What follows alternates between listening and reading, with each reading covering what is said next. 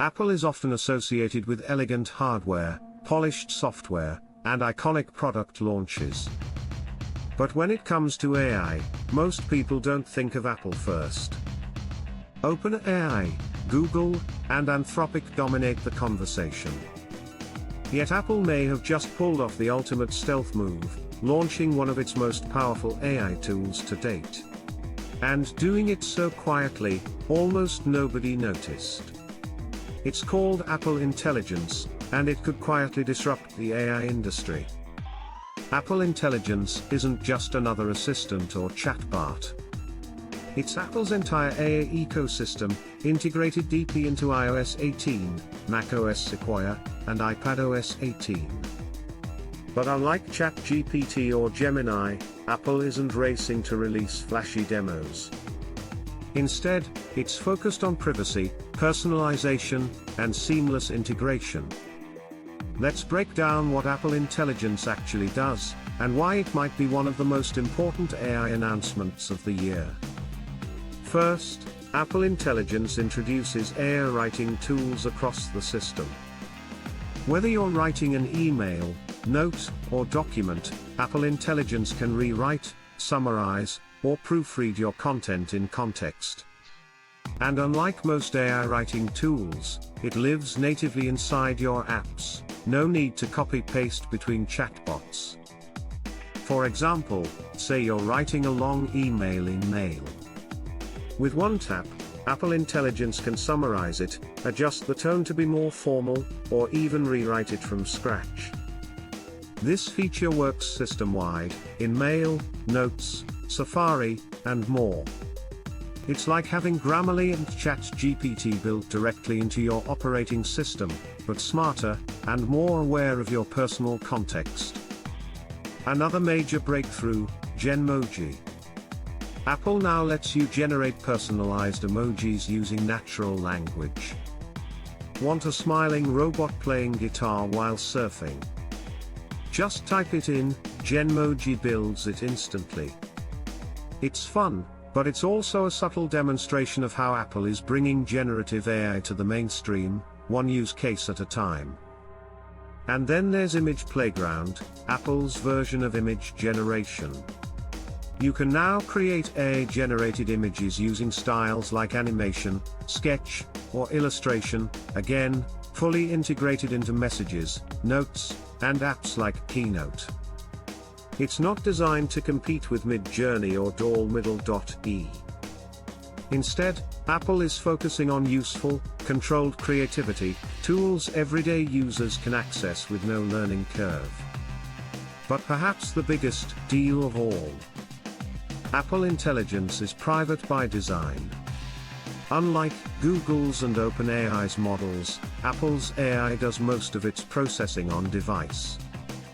When the task requires more power, it sends the request to Apple's private cloud compute, a new secure architecture that processes your data without storing or accessing it. Apple doesn't see your prompts, results, or history. That's a game changer in a world where trust in AI is rapidly eroding. And here's what makes this even more strategic: Apple is using OpenAI's GPT-4o as a fallback, but only with user consent. That means when Apple Intelligence hits its limit, you'll be asked if you want to send your request to ChatGPT, powered by GPT-4o, directly within Siri or the system interface. It's seamless, but the user is always in control. Speaking of Siri, Apple Intelligence might finally make Siri useful. With this upgrade, Siri is getting context awareness. That means if you're texting someone and say, "Remind me to send this to John later," Siri now understands what this refers to. It can take actions based on your screen, your recent activity, and even cross-reference your personal files, calendar, and messages, all while keeping the data local to your device. This turns Siri from a glorified voice search tool into a real assistant. Think of it as Apple's answer to AI agents, only embedded at the OS level. So, why did this fly under the radar? A big reason is Apple's strategy. They didn't call it Apple GPT or launch it with bold claims. They simply folded it into iOS, macOS, and iPadOS as part of the ecosystem, treating AI as a utility, not a gimmick. And that's actually smart. Rather than chasing viral attention, Apple is playing the long game, integrating AI into the fabric of your daily life without disrupting the user experience. They're making AI invisible, and incredibly powerful. Let's talk impact.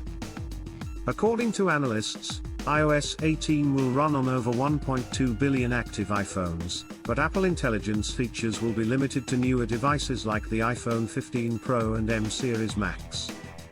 Why? Because Apple insists on on-device processing for privacy and speed. That means the AI features are also a strong incentive for hardware upgrades. And that's the genius of Apple's play, they're turning AI into a hardware moat. As generative AI gets commoditized, with every phone, laptop, and app offering similar features, Apple is making privacy, control, and tight integration its differentiator. While Google pushes Gemini and Microsoft pushes Copilot, Apple is weaving AI into the OS in a way that's almost invisible. But always there? So where does this leave us? Apple Intelligence might not make headlines like GPT-5 or Sora, but in typical Apple fashion, it's about the user, not the hype. It's not just trying to be smart. It's trying to be helpful. And if it works, it could quietly become the most used generative AI system in the world, without anyone even realizing they're using it. Thanks for watching Auto Prompt AI. Subscribe for more breakdowns on the future of artificial intelligence, tools that matter, and how to stay ahead of the curve.